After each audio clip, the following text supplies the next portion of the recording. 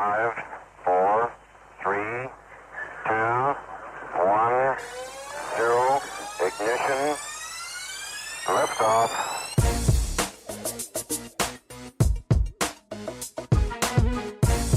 You're listening to the GHT Overland podcast.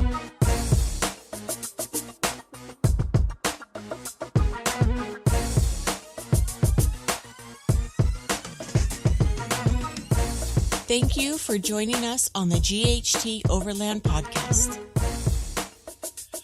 So, Lisa, what do you think about overlanding 65,000 kilometers, or roughly 40,389 miles? I hope I get a few places to stop and stretch. I think I'd be sore. Stretching? Yeah. Yoga. You pick up yoga. Like riding a horse. Horse? Yeah, your bum will get sore. Oh, you're skipping ahead. So what do you think about doing that solo on a motorcycle? Yeah, sore bum. Probably true. However, quiet. Nice. Peaceful. Dreamy. I think we're going back to yoga again. What? This week's guest recently completed an overland trip on a motorbike after his original plan of 3-month vacation turned into a 2.5-year life-changing adventure. That's what I call adventure. Now, unfortunately, you were unable to join us on this one, but somehow Dominik and I worked our way through the interview. I know, I was super sad. We were sad too. I'm sure you were. We had a good chat. It was awesome talking to Dominik. Really a fun dude to talk to. And his adventure was amazing. So let's get into our first episode of Overlanding on a Motorcycle. Cue the official intro.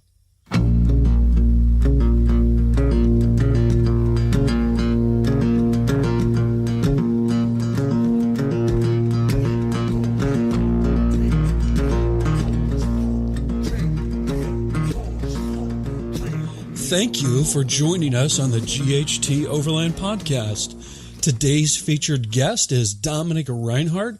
Dominik is from Germany and recently completed a 65,000 kilometer overland trip on a BMW 700 GS motorbike. Starting in Brazil, where he purchased the bike, then went down through South America and ended in Alaska. Today, we are humbled to have Dominik join us to learn from his experiences and stories of overland travel. So, without further ado, welcome to the podcast, Dominik. Thank you so much, Chris. It's a pleasure to be here, and thank you so much for inviting me to your podcast show. Absolutely, and thank you for taking the time to connect with us all the way down in Colombia. Yeah, exactly. I'm at the moment in Colombia and enjoying the beautiful life in South America. Yeah, that's got to be pretty great. What's the weather like down there today? Oh, it's usually pretty nice. It's not comparable to Europe, where it's at the moment winter and pretty cold. It's really nice. It's nice weather. It's an average maybe 30 degrees Celsius, really warm. It rains quite a lot, but if you know how to manage the time when it rains, and if you manage the time well, like having a coffee somewhere in a coffee shop or dancing salsa somewhere, then you're pretty good. That's great. So fill us in on any blanks I may have left out in your intro and tell us a little bit more about you. No, the intro was really good. Maybe one blank is that before I was doing this overland trip with my motorbike, is that I started to travel already 1 year in advance to that overlanding trip. I started my travels actually in Asia with a backpack. I didn't actually plan to do this overlanding trip. I just thought, after 10 years working in the corporate world, and I was not really satisfied anymore. I wanted to have a change in my life, and I finished my MBA, and I thought it's a good time for a break, and the best way of looking for a new purpose in my life was to start traveling. So I thought 3 months would actually be a good time frame for doing that. But because I'm German, I'm like, 3 months, taking a time off, 3 months, that's absolutely sufficient. But in the end, it turned out to be a little bit more than a 2 years trip. And as said, I started backpacking first in Asia. And after a month of backpacking, I realized I needed more freedom. So I bought in Vietnam a small Honda Win. And that was actually my first overlanding experience with a small motorcycle to do Vietnam and Laos. That was a great experience, and then I kept on traveling to New Zealand, where I built a camper van.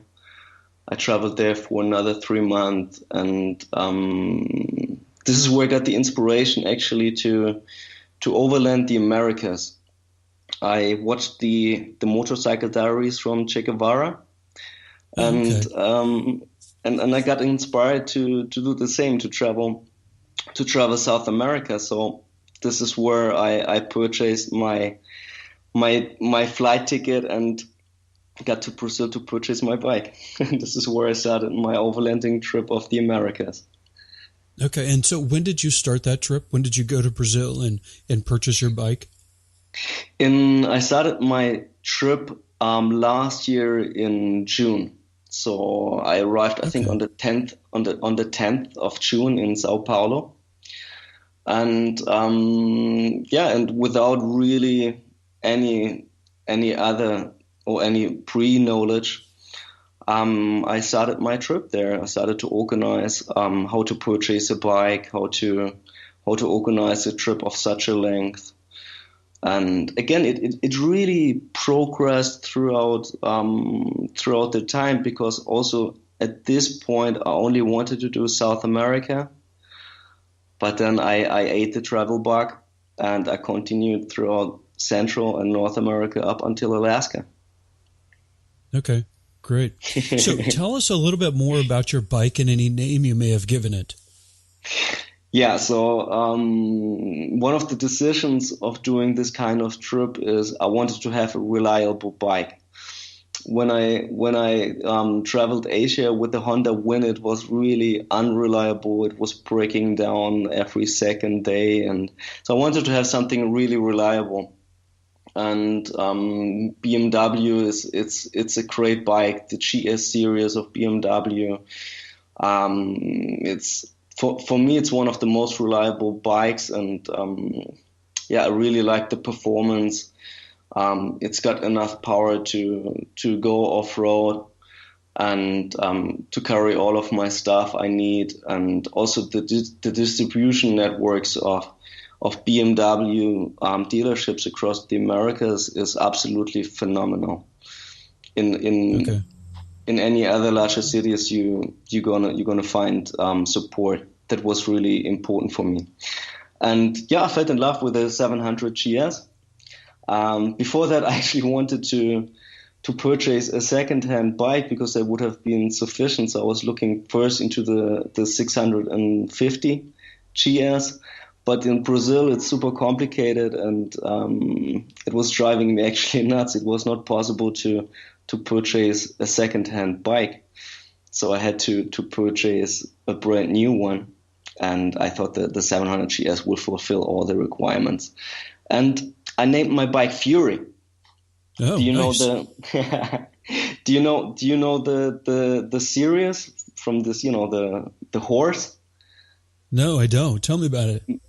Well, it's a series I love to watch in the past as a kid, and it's about this black horse and its owner, and they're going through all these adventures, and I thought it's a perfect fit for my bike because black is beauty and my bike is black. It's got a matte black color, and it reminds me of going on adventures and doing something crazy and that's the reason why I gave this name to my bike, Fury. Okay, I love it. So what is that one thing you valued the most during your trip? It's about the life learnings. I mean, if you go throughout a trip like this, then you will learn a lot about yourself.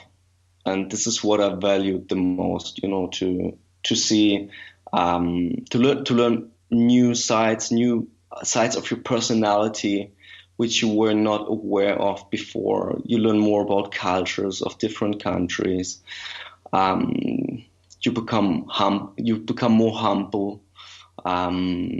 You learn a lot. I mean, the life learnings throughout this trip are absolutely priceless. Okay, that's really good. Anything you originally packed that you never used or ended up removing from your overall setup? Most of the stuff I was actually using. There were just a few things I did not use, which was really good. So these were my spare parts, like, levers of the brakes or of the clutch. Luckily, I never had to use my spare parts for any kind of emergencies, which was really great. But apart from that, I was really good in packing my stuff. Maybe I had a little bit too much of things with me. Yeah, I think like everybody does, right? Yeah, exactly. So what are your current top 2 or 3 destinations that you've gone to? And tell us a little bit of detail on what made them so special for you. Yeah, it's in general a really difficult question because there were so many different places I really loved. But when thinking about my top picks, it's going to be Valle de la Luna in Chile and the Toe in McCarthy in Alaska. And the reason why they were still are so special to me is that they have a deeper meaning because, I mean, first of all, those 2 places, they're simply magical. In Chile, in Atacama or in Valle de la Luna, it's an incredible, beautiful landscape, which is absolutely unique on this planet, and it reminds me more of the moon. So this is also the reason why this place is called Valle de la Luna, so the Valley of the Moon. Okay. And so what was so special about Valle de la Luna is I came to this place where there was no one at this moment. It was quite early in the morning, and I was absolutely fascinated about the silence of that place. And Valle de la Luna and the Atacama Desert, which is close by, or which is basically more or less the same place, the driest desert in this world, and it's getting so hot in there that you can hear the cracking of the stones. So it's absolutely, you enjoy the silence. Only this cracking of the stones in the background you can hear. This is absolutely phenomenal, and which was one of the absolutely most fantastic moments during my trip. And the same as the Toe in McCarthy in Alaska. Also this incredible silence, this absolutely beautiful nature with a glacier in the background. And I was camping there with my motorbike, and again there was this unbelievable beautiful silence, but you could hear the cracking of the glacier in the background. So again, the interruption of the silence by this cracking sounds of the nature. It's absolutely fantastic. It's mind blowing. That's got to be amazing. That's great. Absolutely, no, phenomenal. So on provisions, especially with riding a motorbike, what was your process for purchasing groceries, cooking, and preparing your meals each day? You would be surprised, even in remote areas, there are always opportunities to grab somewhere food. So I was not really cooking a lot myself during this trip. I was always trying to get my food either in supermarkets. I was always traveling very lightweight in this regard. So throughout the day, I was just eating, some fruits, bananas, or some energy bars. Okay. I kept it very light throughout the day. And in the mornings, I would either go somewhere into a bakery or in the hostel where I would be staying the night. I would have my breakfast over there, or somewhere in a local restaurant, or street foods in the evening. And I survived pretty well like that over this period of time. Okay. And so did you normally stay in a hostel, or did you have like a tent that you would set up sometimes? How did that work for you? Yes, it was a combination. In Central and South America, I was not really a big fan of camping, also to safety aspects, even though I know a lot of people, they do that and really nothing happened.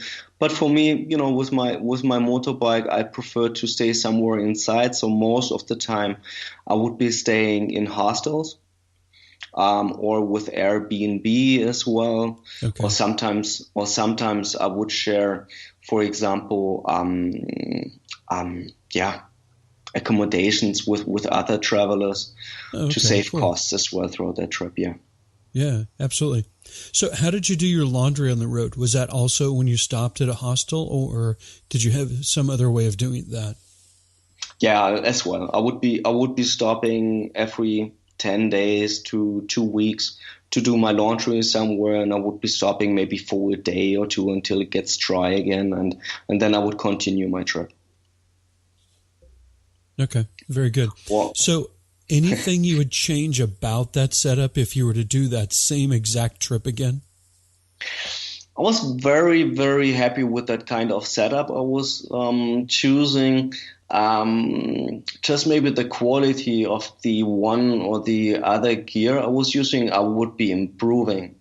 For example, my tank bag, where I would be storing my camera in, I would be using very often. I mean, couple of times a day, and after a while, the zipper broke. I mean, that happened a couple of times.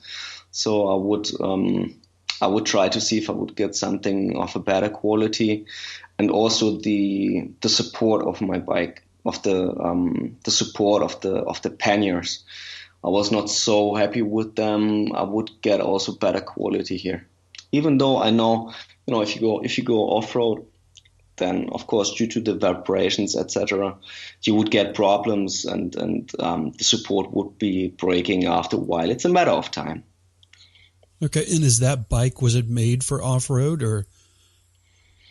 BMW is trying to sell this bike more as an on-road version. Okay.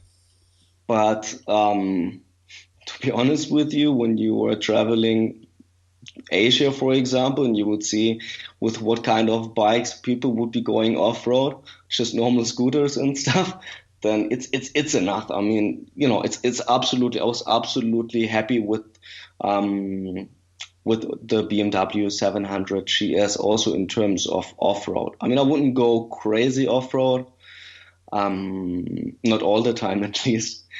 But okay. you of course you need to equip the bike with with crash bars, and all the other kind of security or safety things you would need to have in order to do this kind of overland trip.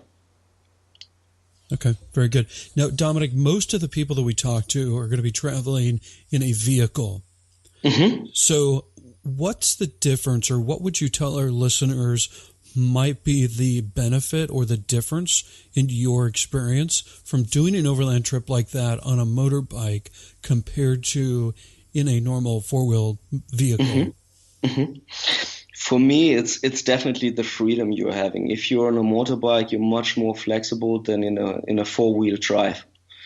You can go anywhere. You might be going to places where a normal car or even a four-wheel drive would not be going to. And this is what I highly appreciate about my motorbike. And and you're more in direct contact with the forces of the nature, right? With the wind, with even with rain, even though it's not always that pleasant, or when it gets chilly. But these are the moments when I truly feel alive, and this you will not have when traveling in a car.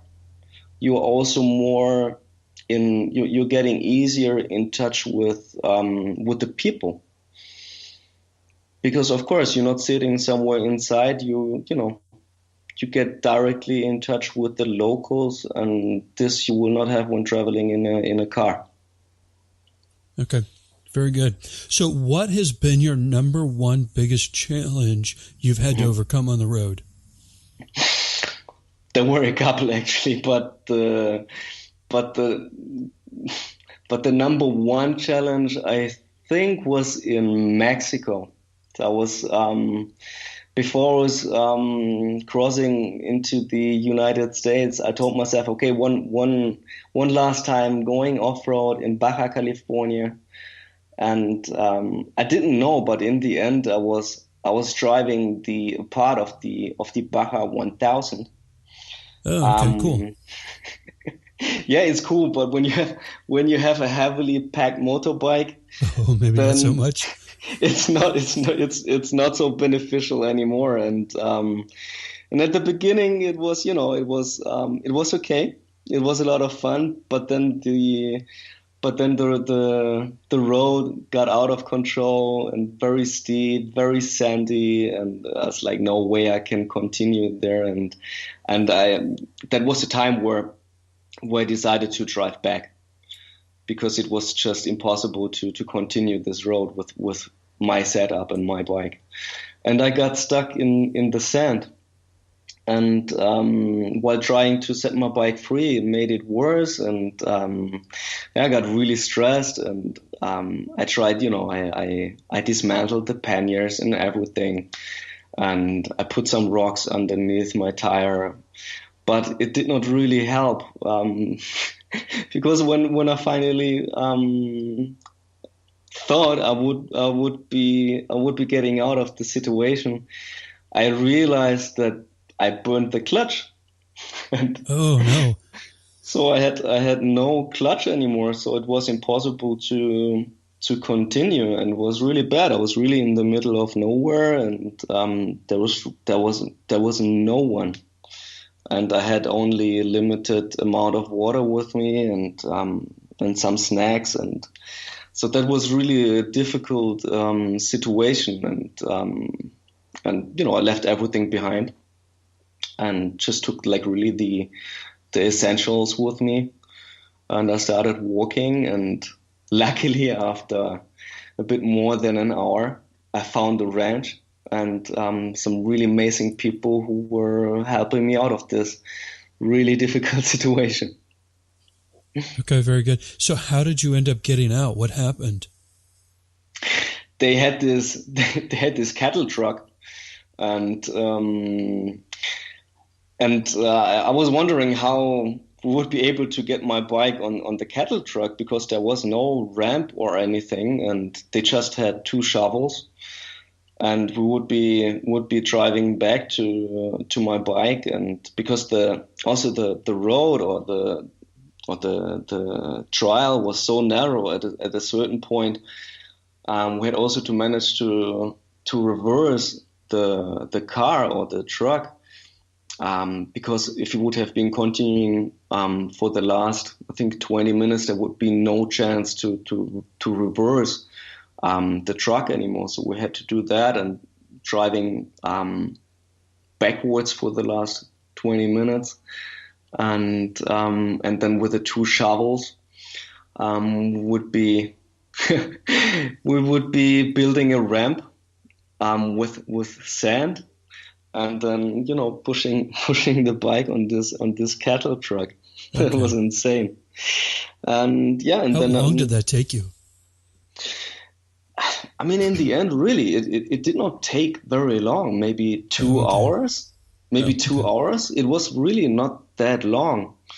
I was very, very happy. I was always very lucky throughout that trip. And this is also what I learned, when you're getting into problems, then it's always nice to find people who are helping you out. That's great. There's so many helpful people out there. It's incredible. It's incredible. And yeah, I mean, in the end, I was stuck in the middle of nowhere, and I didn't know what to do. And, my bike was not running, and it was really fate. It was really destiny, because a week or 2 weeks before that, I met a girl in Central America, and she put me into this group of this alliance of motorbikers in Central America. And I sent them a message and saying, guys, I'm lost. I don't know what to do. My motorbike broke down, and in the middle of nowhere. And no minute later, there was this person who sent me a message. Don't worry, Dominik. Tomorrow morning, I'm gonna come with my pickup truck. I'm gonna help you. I'm gonna get you out of this situation, and then we'll see what we'll be doing from there. And the next day, well, of course, when one bad thing comes to the next, it was raining heavily, and so the guy was, yeah. So the guy was stuck with his truck, and he was on the other side of the peninsula. But he said he's got another friend, and he was running this motorbike rental Adventurist in Baja California, and he came finally with his huge pickup truck, and he picked me up, and in the end drove me all the way up to San Diego to the next BMW motorcycle store. That was absolutely mind-blowing. Wow, that's amazing. So grateful, unbelievable. Yeah, it shows you the good in people and the things that they'll do for you. If anything, will teach you gratitude and being humble. I think that you just described that. Absolutely, Chris. This is one of my biggest life learnings there. It's so important to give back after such a trip like that. You realize, that it's absolutely important to give back in life. That's great. So tell us about your process for planning your trip, along with any daily or weekly planning that you ended up doing. Yeah, I mean, as I told you, that whole trip more or less was kind of spontaneous, and I think this is important as well. I mean, getting yourself prepared for a long-term trip, it's important, but you have to be spontaneous as well. And when I was doing my preparation, I would be doing maybe maximum of I don't know, maybe 2 weeks of planning ahead, depending on where I would be in my travels. I mean, I would know what kind of attractions or what kind of routes roughly I would be taking throughout my trip. But I would always be leaving some sort of flexibility in between, because you will always meet people along your way, and they would be giving you maybe recommendations, especially from the locals, which you would never be finding anywhere else in no travel guide, or and this is the stuff you need to be open to, and have some time to build that in between your trip. That's really important. So my recommendation would be to do a mix of being prepared and being spontaneous, to put some recommendations from other people, especially locals, in between your planned trip.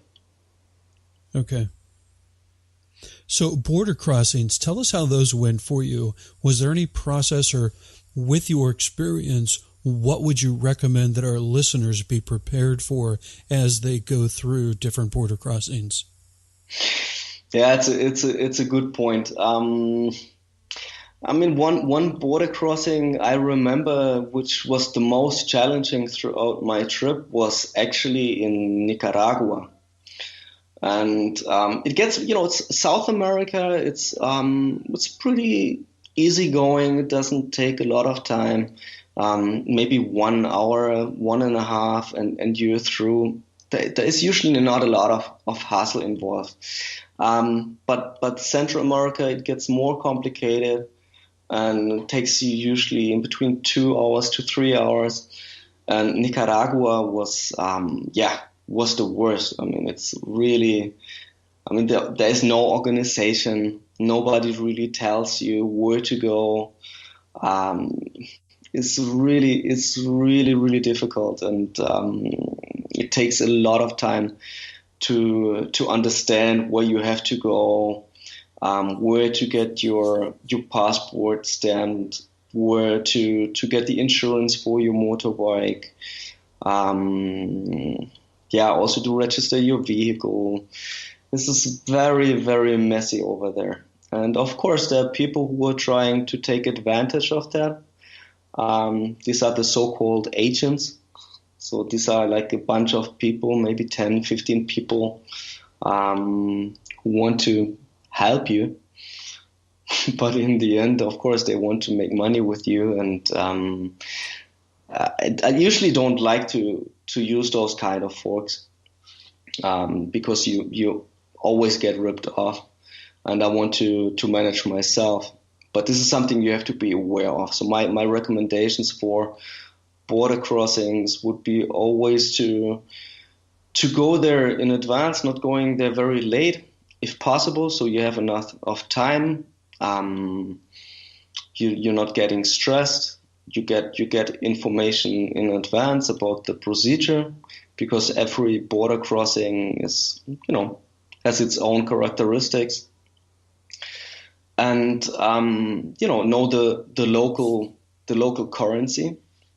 This is also very important in case you need to exchange some money there.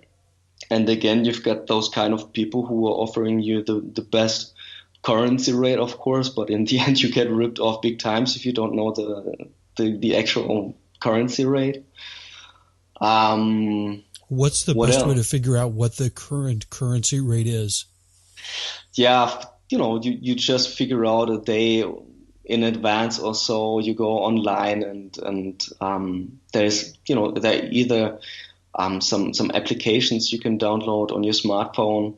One is called XE currency, and this gives you the actual currency rate. Of course, it varies always like a little bit, but roughly the exchange rate. Okay. So and sorry, Chris, and one more thing is to have always cash with you. I'm always carrying roughly $500 with me, because you'll never know, where to end up, or your credit cards might get stolen or whatever, and you need to have always cash with you. Cash is king.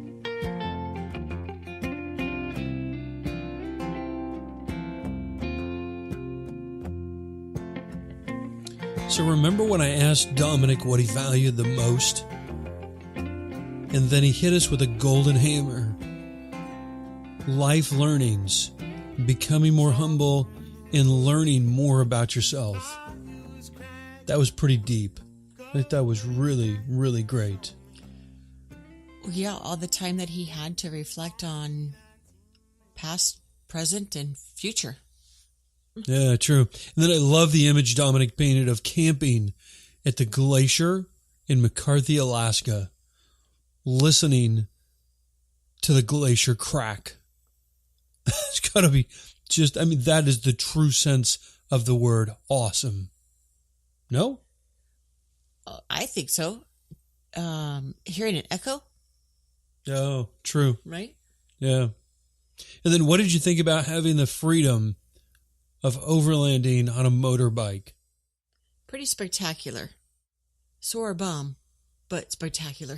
Yeah, I'm sure you get used to that after a little bit. So you want to do some writing before you go do that. But, for us, I still unquestionably would go in a vehicle because I'm looking for long-term comfort. but as a young man, going out and doing an adventure solo, that would be hard to beat. I can see you enjoying that. Yeah, takes me back to my youth. Our interview with Dominik is our longer format interview, so we split these into 2 episodes for your downloading pleasure. Don't worry, new episodes are released each Thursday. In next week's episode, we get into more details on Dominik's trip with lots of great stories from his overland adventure. It's a good idea to visit the show notes page on our website at ghteoverland.com/podcasts. Select the Dominik Reinhard episode. All the details and helpful links are already there for you. Breaking news! What? Now, as we've been alluding to, we've taken your feedback and we have started some new interviews with your feedback in mind. This year, we will be drilling deep into how our guests construct their particular setups, especially their kitchen setups, getting into why they selected specific pieces of gear, especially the most popular piece of gear, the refrigerator. And the big one, finances. Yep, that's right. We're going to get personal and find out how our guests made their overlanding adventures financially viable, along with as much detail as possible so you can make your overlanding adventure a reality. So, send your questions, suggestions, and feedback to ghteoverlandpodcast@gmail.com. If you have an Amazon Echo, be sure to tell Alexa, Alexa, play the GHT Overland podcast. And we'd love it if you'd connect with us on social media at GHT Overland. She listened. She's always listening. Alexa, stop. Where did we leave off? You're going to follow us on social media at GHT Overland. Be sure to share this episode with your friends who enjoy travel off the beaten path. Overland travel is all about meeting new friends, seeing the most amazing places on earth, and of course, new food and new drinks. Do you have a favorite drink or food recipe for overlanding? We'd love to feature it and you. Send them to ghteoverlandpodcast@gmail.com. Before you race off, it would mean the world to us if you'd rate and review the podcast. Give GHT Overland a little iTunes love so we can reach as many overlanders as possible. Thank you, and we will see you next Thursday for part 2 of the GHT Overland podcast with Dominik. Bye!